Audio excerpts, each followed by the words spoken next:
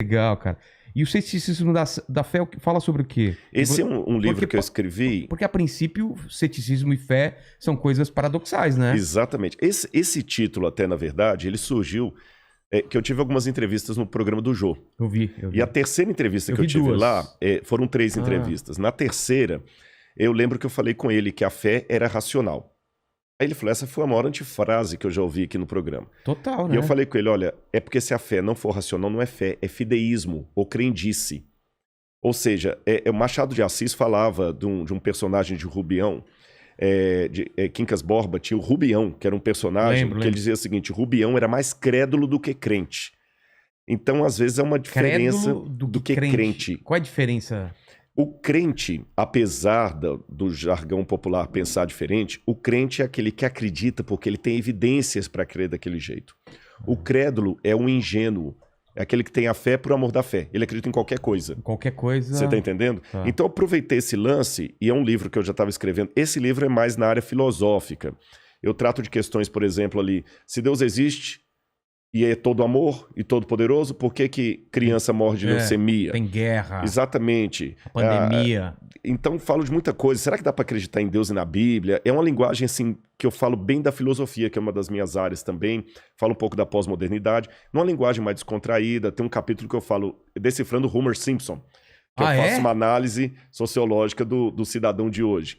E o título, O Ceticismo da Fé, criou esse paradoxo justamente para mostrar que às vezes é preciso duvidar para crer. Porque se você for olhar bem, vamos pegar o ateu clássico, ou o cientista clássico. Eu estava vendo esses dias aí o depoimento daquele Carlo, fugiu o sobrenome dele agora, que está sendo considerado o novo físico aí para substituir Stephen Hawking, né? Ravaleri, daqui a pouco eu lembro o sobrenome dele. Ele mesmo fala, eu sou ateu, sou descrente e tudo mais, mas eu acredito num monte de coisa que eu não vejo. Olha. E os físicos são assim. Por exemplo, quem já viu a matéria negra? A matéria escura? A matéria escura, energia escura, Não tem nem como provar isso. Multiversos, que muitos físicos falam de multiverso. Universos paralelos. Tudo é cálculo, tudo é teoria. Tudo é cálculo. Não tem nada. É verdade. E eles continuam falando firmemente sobre isso.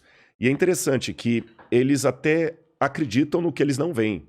Porque ele foi ao universo, não vê Deus lá, então ele crê que Deus não existe. E é um paradoxo, mas é uma realidade. Até que alguém prove alguma coisa para ele. Para ele, então ele crê no que ele não viu. Como não tem Deus lá, eu tenho certeza que ele não existe.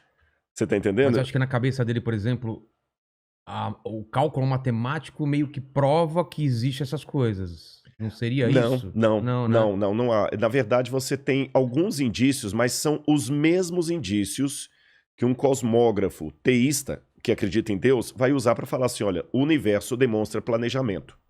Logo, deduz-se que é um criador. Seria mais ou menos assim, explicando em linguagem simples, aí eu até falo por que eu coloquei esse título. Vamos supor que eu chego aqui no seu estúdio, que aliás, muito legal. Eu já tirei foto aqui, cara, psicodélico demais. Tem muito muita bacana. Coisa, cada cantinho. Não, esse chimpanzé aí, se sumir... É você que levou. Eu tô sabendo. Ele tá descolando aqui, ó. Suponhamos que tivesse aqui, entre o seu acervo aqui, no chão aqui, uma latinha com comida de cachorro. Eu não vi o cachorro. Mas eu posso deduzir, senhora, o Vilela tem algum pet de casa aqui. Algum cachorro. Eu falo, mas você viu o cachorro? Não, mas eu tenho indícios que tem um cachorro aqui. Entendi. O ateu, se fizer uma comparação, ele raciocinaria assim, não, eu não vi cachorro nenhum. Tá, mas e a ração? Deve ter outra explicação racional para a presença dessa ração aqui, mas não é que existe um cachorro na casa. A não ser que eu veja um cachorro. A não ser que eu veja um cachorro, eu posso ver a ração, ela não é indício que é um cachorro. Então por que a ração dá? Aí ele começa a trabalhar com outras hipóteses. O Vilela, como ele tem aqui um macaco à mesa, tem um símbolo da Coca-Cola, tem uma geladeira ali da General Electric, ele colocou um objeto também, ponto. Mas ele não trabalha com a hipótese de existir um cachorro. Entendi. Então ele não vê no universo a digital de Deus, mesmo sendo planejado, falando, Deus não existe. Tá, e como é que tudo é planejado? Não sei, um dia saberemos.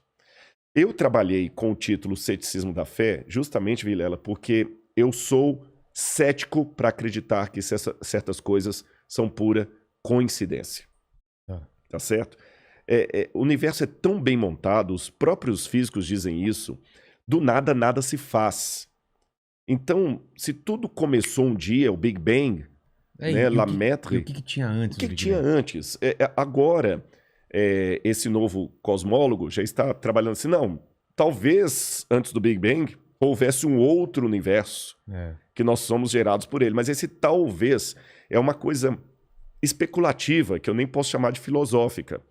É especulativa total, porque não existe indício nenhum disso.